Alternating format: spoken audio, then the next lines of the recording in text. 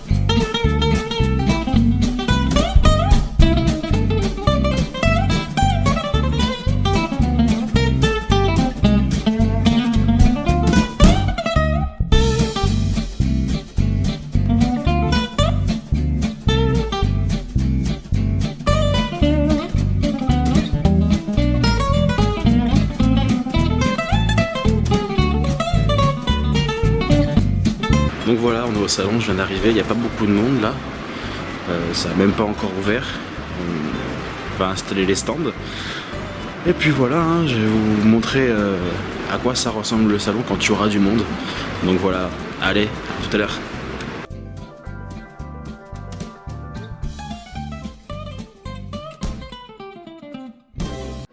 Eh ben bonjour à tous, donc on est au salon Divinescence, donc à Aubagne.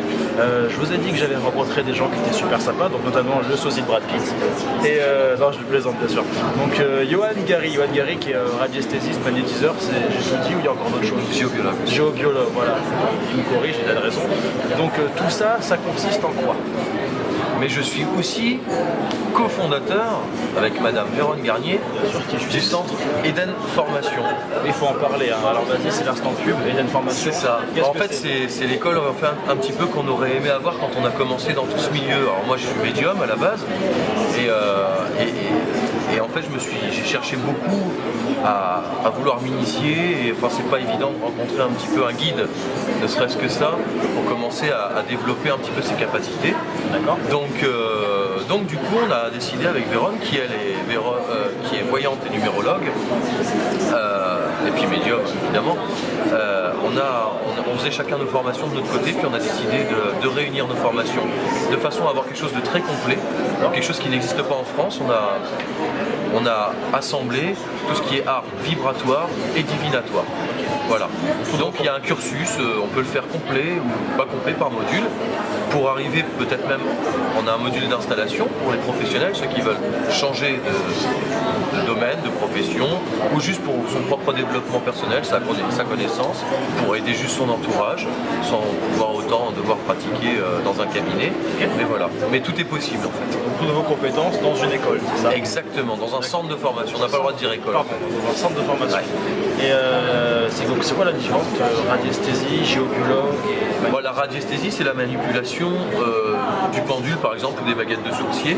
D'accord. Donc, c'est les micro-vibrations du corps, voilà, qui vont donner des réponses. Mais pas que de l'eau. C'est l'inconscient. Mais pas que de l'eau, on trouve de tout en fait. Avec les baguettes, enfin, on trouve ce qu'on veut. Le pendule aussi, hein, sur plan, on peut trouver de l'eau sur plan, sur un plan, sur une feuille de papier. Et vraiment, quand on est en cours, que j'ai 10 personnes qui sont là et qui trouvent au même endroit que les autres, bah, c'est génial. C'est pas le hasard. Il n'y a pas de hasard, non, pas vraiment. On ne peut pas dire ça. Parce que, pourquoi tout est fréquence? Donc on se met sur une fréquence, simplement, et on arrive à capter, en se mettant sur la fréquence, les choses qu'on cherche. Comme une radio. Comme une radio. Radio FM, Chéri FM, Nostalgie, ce que tu veux. D'accord. Pareil. Et vous avez dit que tu étais médium aussi, c'est ça? Ouais. Et là, tu t'es plus basé sur... Depuis tout petit. Et d'ailleurs, j'ai vu mon premier fantôme, j'avais 6 ans. D'accord, ça marche. Le 6e sens. De quoi? Avec Bruce Willis, un peu comme le 6e sens. Ouais, sauf que non, moi ils apparaissaient. Ça n'avait pas apparu en. C'était pas il n'y avait pas de visage, c'était une brume blanchâtre, vaporeuse. Okay. Ça a fait tomber des trucs, enfin bon, je ne vais pas vous raconter ma petite histoire. Et la numérologie, c'est ça? La numérologie, ouais, que c'est Véron qui s'occupe de ça. C'est super. Comme, le film de Jim Carrey avec le numéro 23 où il y a toute une... Non, en fait, c'est assez incroyable la numérologie parce que, alors moi je l'ai fait son stage, sa formation de numérologie, mais c'est assez incroyable parce qu'on découvre vraiment des choses sur nous. C'est vraiment incroyable. En plus, on fait notre propre thème lors de sa formation. Ça, c'est plutôt cool. On apprend plein de choses sur nous-mêmes et sur les choses à venir aussi. Hein. Ouais. C'est vrai que c'est sympa. Ouais, c'est vrai que, bon, à dire, on a fait un petit test hier donc, avec Johan. Et c'est vrai que. Tu as participé, ouais. J'ai participé et c'est vrai que quand Johan avait le numéro, allez savoir pourquoi, j'avais tous les numéros.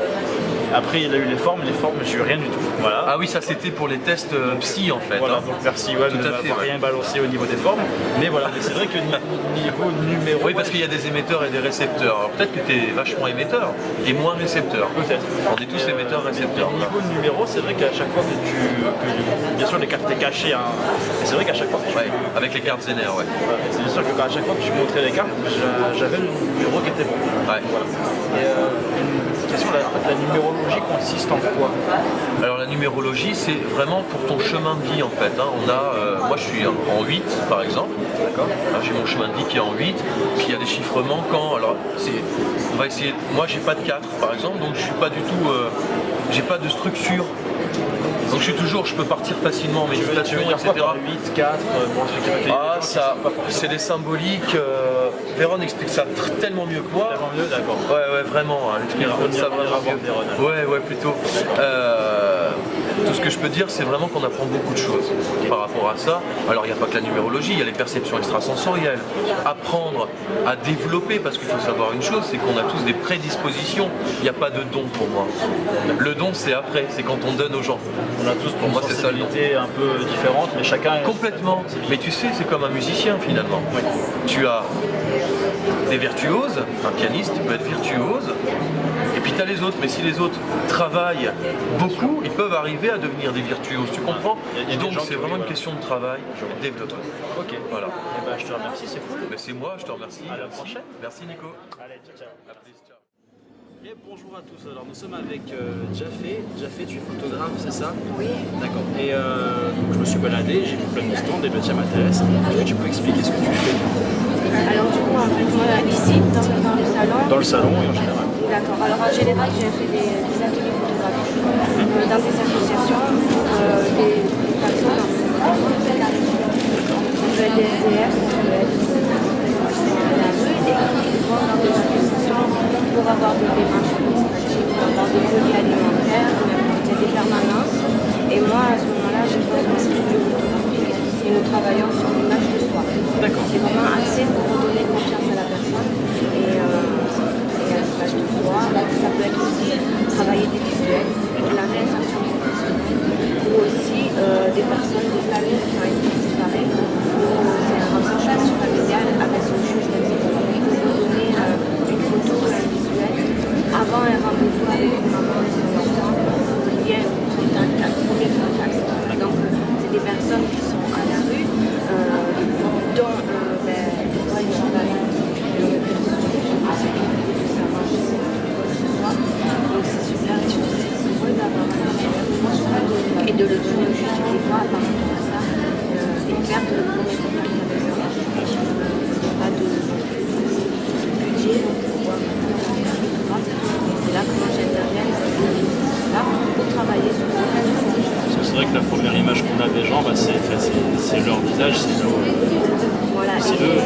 Et souvent, eux n'ont pas la possibilité d'avoir cette image. Cette image-là, quand tu as passé ta nuit dans la rue, voilà. C'est pas une image qui donne envie de sa maman. Alors peut-être l'envie, au départ, elle y est, mais cette image. Et comment c'était venu? Enfin, c'est toi qui as créé ça ou c'était déjà en place et le sujet t'a intéressé et tu es venu? C'est ta propre démarche ou c'est toi qui as créé ça? C'est un peu un ensemble de beaucoup de choses. Comme on dit, le hasard, ça n'existe pas. Il faut savoir que moi-même, j'ai été à la rue. J'ai vu donc écrit assez lourd qui me permet de comprendre ces gens. J'ai été repérée par un photographe sur Marseille. J'ai travaillé la photothérapie avec cette personne-là. Donc j'ai eu cette expérience-là avec ce photographe. Et c'est là que ça a commencé à me donner quelques années. C'est pour donner confiance en soi, c'est ça? Oui, tout à fait, ça m'a donné confiance en moi. Ensuite, j'ai été embauchée dans une association sur Marseille, une association de réinsertion et d'addiction. Moi, à la base, j'ai créé mes amis. Ce que j'ai fait à une banque d'amis. D'accord. Lorsque j'ai commencé à travailler dans cette association, il m'est venu l'idée de faire porter à ces personnes-là ces habits pour avoir des images et pour leur donner une nouvelle valeur.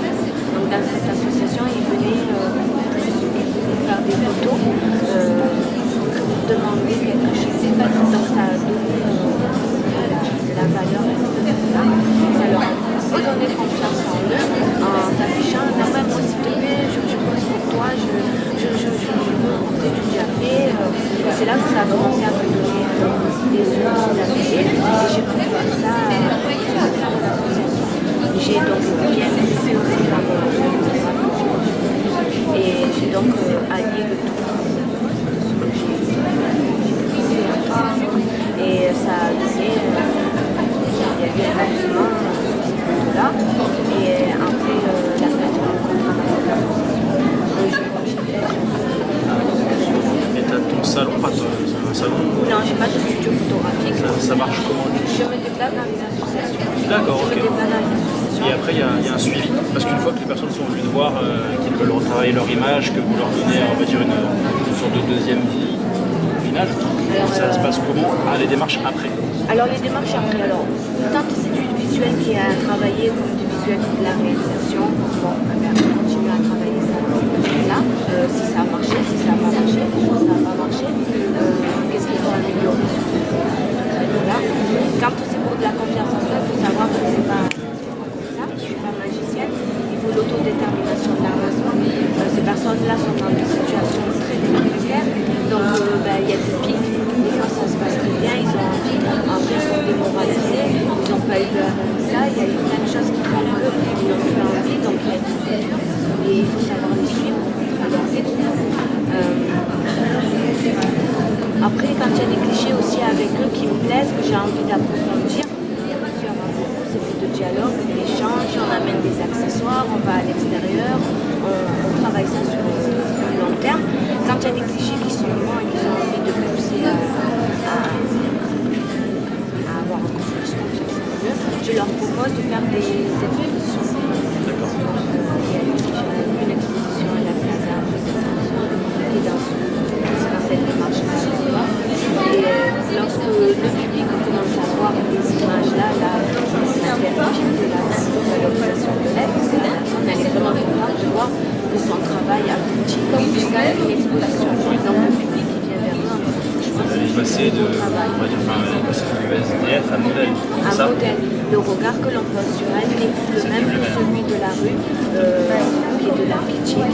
Ça me fait penser un peu, je ne sais pas si tu vois, je pense, c'est le livre dans Saint-Exupéry qui parle de cette astrologue, quelque chose comme ça, qui avait fait une conférence et il était habillé très négligé et personne ne l'avait écouté. Et qu'il est revenu habillé avec un costume et là tout le monde l'a écouté alors que c'était le même discours. C'est un peu ça. C'est tout à fait ça. Quand on commence à travailler son image et quand on réalise la photo, ça ça change beaucoup de choses. Ça change le regard qu'on a sur soi, ça change le regard que les gens posent sur soi. Et ben, c'est une dynamique, c'est un échange d'énergie. Et à ce moment-là, ben, au lieu d'attirer d'autres personnes qui se regardent négatif sur eux, et normalement, ben, il faut entretenir cet échange-là. Vous êtes dans l'image, Ça marche pas, mais il faut toujours rester derrière jusqu'à que la personne C'est déjà arrivé qu'une personne passe de SDF à modèle en exerçant un boulot grâce à votre action en général. Là, pour le moment, j'ai pas eu cette expérience-là. La seule expérience que j'ai eue, c'est déjà pas mal. Mais oui, c'est arrivé là. Là, la seule expérience que j'ai, c'était avec cette personne qui a eu cette exposition à l'Alcazar. Et maintenant, j'arrive quand même. Je fédère beaucoup d'artistes sur Facebook. Et il y a donc des artistes qui ont bien figuré dans des clips. Et souvent, je la propose pour faire des clips avec moi. Et donc voilà, ça se continue, c'est la réalisation artistique. Et ça me permet à elle de retrouver professionnelle. Après, ça lui donne de la force pour justement aller vers de la recherche d'emploi avec une autre dynamique. Et après, c'est à elle aussi. C'est plus humanitaire en fait. La base. Sur Facebook, j'ai fait. Sur la page l'association, la page M et la page Jafé et aussi le site Bien-être Photographie. D'accord, je te remercie, c'est gentil. Au revoir.